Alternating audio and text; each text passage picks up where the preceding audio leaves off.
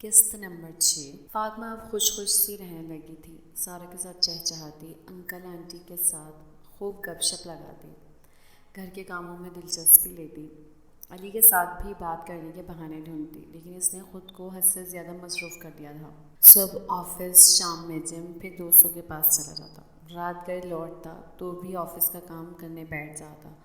فاطمہ کبھی کبھی بہت رنجیدہ ہو جاتی، مگر سارا اس کا حوصلہ بندھا دیتی۔ جو بھی تھا وہ اسی میں خوش تھی۔ کیریئر صرف اس کا ہے، آج نہیں تو کل سب کچھ ٹھیک ہو ہی جائے گا۔ ایک نہ ایک دن علی زرنش کے دیے گھاؤ کو بھول کر اس کے ساتھ خوشگوار زندگی کا آغاز کر لے گا۔ اتوار کے دن چھٹی پر بھی علی اپنے لیے کوئی نہ کوئی مصروفیت ڈھونڈ ہی لیتا تھا۔ آج بھی صبح سے گھر سے نکلا وہ مغرب کے وقت لوٹا تھا اور آتے ہی لان میں بیٹھ کر خود کو لیپ ٹاپ پر مصروف کر لیا تھا۔ سارا نے بھائی کو آتا دیکھ لیا تھا، اس لیے وہ کافی بنا کر لان میں ہی لے آئی تھی۔ ٹھنڈی میٹھی سی ہوا چل رہی تھی، آسمان سرمئی رنگ ہر چیز پر چھڑک چکا تھا۔ بھائی آپ کی کافی۔ سارا نے کافی علی کے سامنے کر دی۔ علی نے لیپ ٹاپ سے نظریں اٹھائیں، کافی تھامی اور سارا کو بیٹھنے کا اشارہ کیا۔ میں نے اپائنٹمنٹ نہیں لی ہوئی جو مجھے واقعی میں اجازت ہے بیٹھنے کی؟ سارا نے اداسی سے مسکرا کر کہا۔ علی بھی مسکرا دیا، لیپ ٹاپ بند کر کے سائڈ پر رکھ دیا۔ آؤ سارا بیٹھو۔ سارا خاموش سی بیٹھ گئی۔ بھائی میں آپ کو بہت مس کرتی ہوں۔ علی سارا کو دیکھتا رہ گیا۔ گھر میں سبھی آپ کی کمی کو بہت محسوس کرتے ہیں۔ بابا نے تو اچھا ہی سوچ کر آپ کی شادی فاطمہ سے کی تھی، لیکن آپ نے تو ہم سب کے ساتھ ساتھ اس کو بھی سزا دینی شروع کر دی ہے۔ وہ سارا دن آپ کے لوٹ آنے کا انتظار کرتی ہے۔ سارا میں کسی کو کیا سزا دوں گا، میں تو خود اپنے آپ سے بھاگ رہا ہوں۔ علی نے دور خلا میں گھڑتے ہوئے کہا۔ کب تک بھاگیں گے؟ جب تک مجھے میرے سوالوں کے جواب نہیں مل جاتے۔ سارا اب بھی اپنے بھائی کو دیکھ رہی تھی جو بہت اداس تھا۔ بھائی آپ کو یاد ہے فاطمہ بچپن میں بہت جلد باز ہوتی تھی؟ اب بھی ہے، علی نے مسکرا کر کہا تھا۔ سارا بھی مسکرا دی تھی۔ یہ اس کی فطرت ہے، شاید وہ چاہ کر بھی اپنی فطرت نہیں بدل پائے گی، لیکن آپ اس کو اکثر سمجھاتے تھے۔ آپ کی ایک بات میں نے اپنے پلو سے مان لی تھی کہ اللہ کی طرف سے ہر چیز پر، ہر بات پر ایک پردہ ہوتا ہے جو مقررہ وقت پر ہٹتا ہے۔ چاہے انسان ناک رگڑ لے یا ایڑیاں، جب اللہ کا حکم ہوگا تبھی منظر صاف دکھائی دے گا۔ علی نے چونک کر سارا کو دیکھا تھا۔ میری بہن تو بڑی ہو گئی ہے۔ جی بھائی، اس لیے آپ مجھ سے ہر بات شیئر کر سکتے ہیں۔ سارا تم میرے لیے دعا کرو، خدا نے مجھے جس آزمائش میں ڈالا ہے اس سے جلد نکال دے۔ آمین، سارا نے صدق دل سے کہا۔ بھائی میری ریکویسٹ ہے آپ فاطمہ کا حق نہ ماریں اور مجھے بھی میرا بھائی لوٹا دیں۔ سارا نے اداسی سے کہا تھا۔ میں کوشش کروں گا۔ علی کی بات سن کر سارا پھر سے بولی تھی۔ بھائی مجھے تو لگتا ہے کہ فاطمہ آپ کی فیوریٹ ہے، میں غلط تھی کیا؟ علی نے اپنا بازو سارا کے گرد حائل کر دیا۔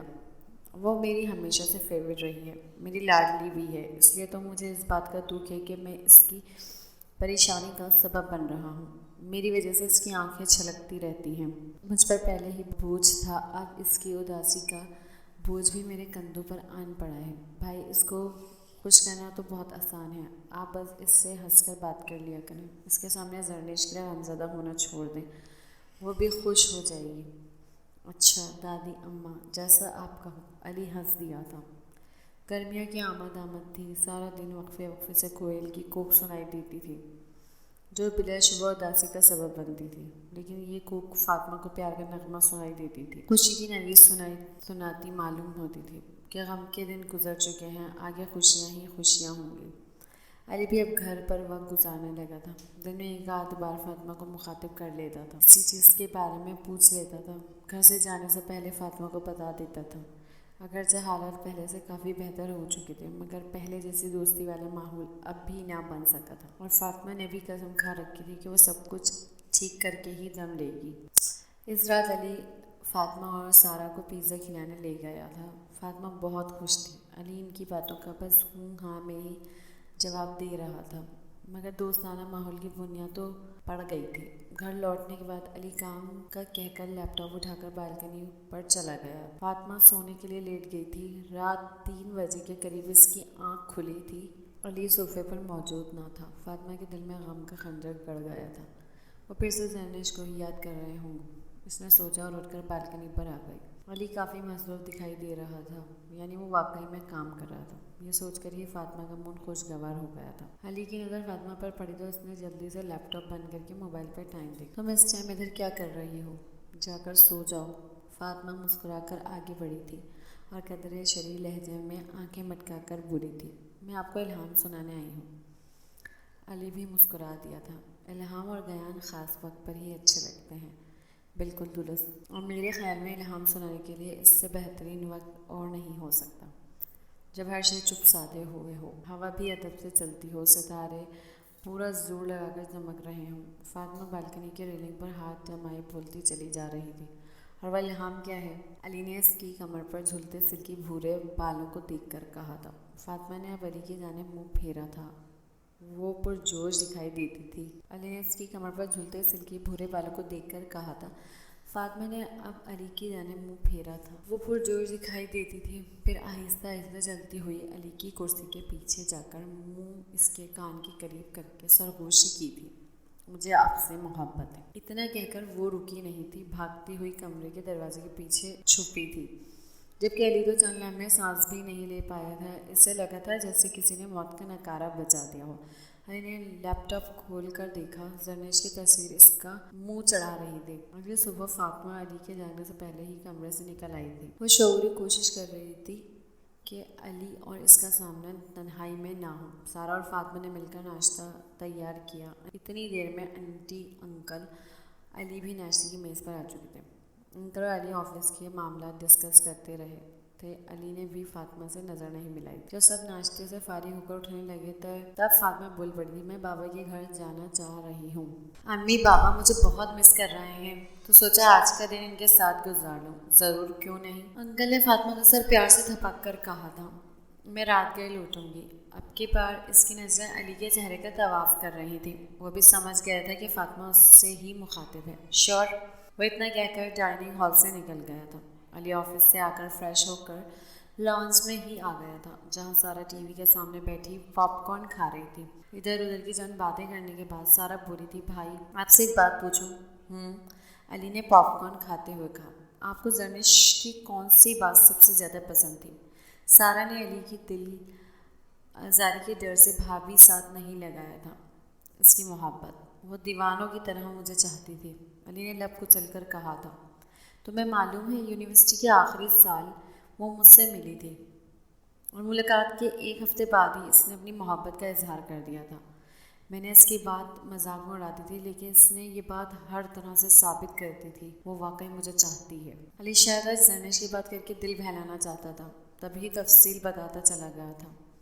وہ مجھ سے کبھی بھی ناراض نہیں ہوتی تھی، چاہے میری غلطی جتنی بھی بڑی ہوتی، وہ اف تک نہ کرتی تھی۔ میری ہر بات کو میرے کہے بغیر سمجھ جاتی تھی۔ کبھی اس نے مجھ سے ضد نہیں کی، میں نے جیسا کہا اس نے ویسا کیا۔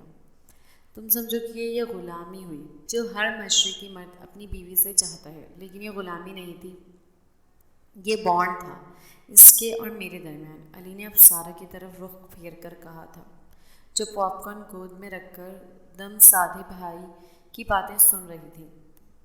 جہاں دو جسم ایک روح کا مقام پر پہنچ جاتے ہیں، جہاں ایک انسان کی بات دوسرا سمجھ جاتا ہے۔ تمہیں معلوم ہے ان 4 سالوں میں میری اور اس کی کبھی لڑائی نہیں ہوئی تھی۔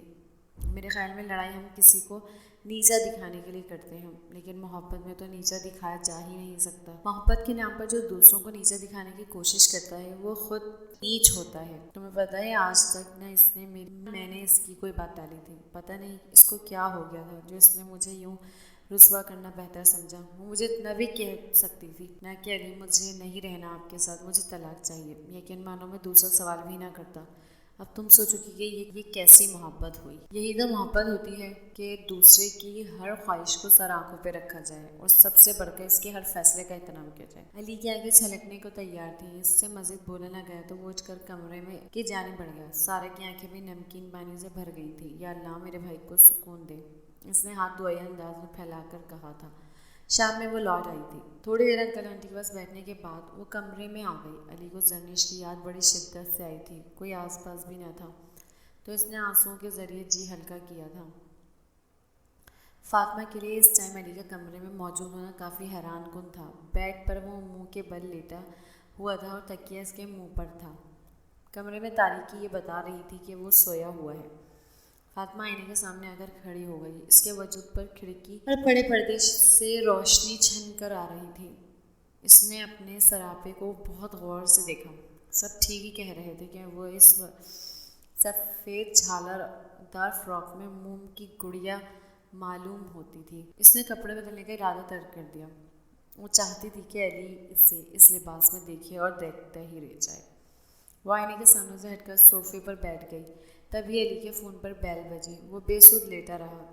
اس کی پشت سائڈ ٹیبل کی طرف تھی۔ فاطمہ دبے قدموں سے اٹھی اور فون پر ایک نگاہ ڈالی۔ اسے لگا آسمان اس کے سر پر آن گرا ہے اور پیروں تلے سے کسی نے زمین ہی کھینچ ڈالی ہو۔ زرنش کالنگ۔ فاطمہ کو لگا وہ سانس نہیں لے پائے گی۔